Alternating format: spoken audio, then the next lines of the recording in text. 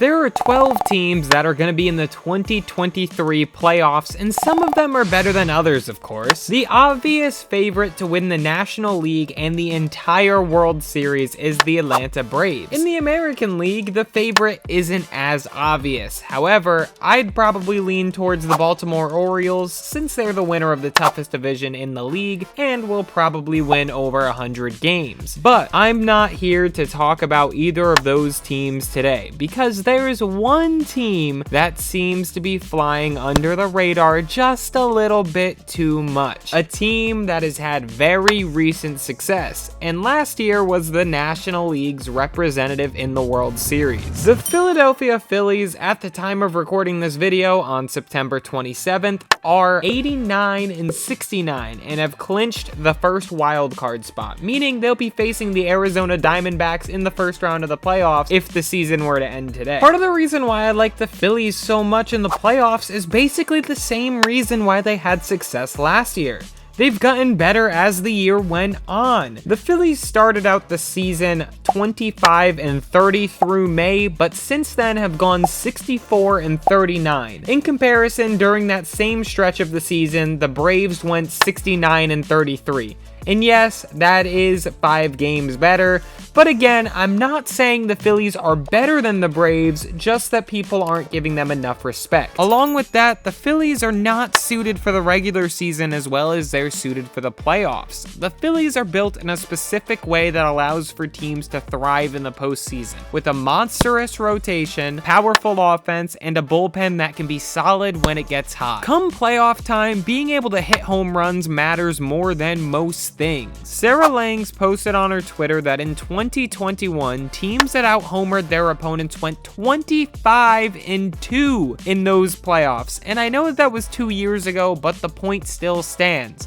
If you out-homer your opponent, there's a good chance you're going to win, especially in the playoffs. A lot of this is due to the fact that almost every pitcher that touches the field in the postseason is extremely good. So if you do manage to put up 3 runs on the board with one swing, you're in a very good position to win the game. Now, luckily for the Phillies, their pitching staff is really good at limiting home runs. They've allowed less home runs than every single NL contender. They're tied with the Braves, but whatever, the point still stands. To go along with that, they are also 10th in the league for home runs hit, which means they have more homers than every NL contender except Atlanta and the Dodgers. And I know I'm talking about the Phillies in this video, but just look at the number of home runs the Atlanta Braves have hit. They scare me. They're not okay. I know home runs aren't everything, and in the playoffs, pitching and defense is extremely important. The Phillies ranked top 10 in team ERA, which was only worse than the Brewers for the NL contenders, and for defense, they suck.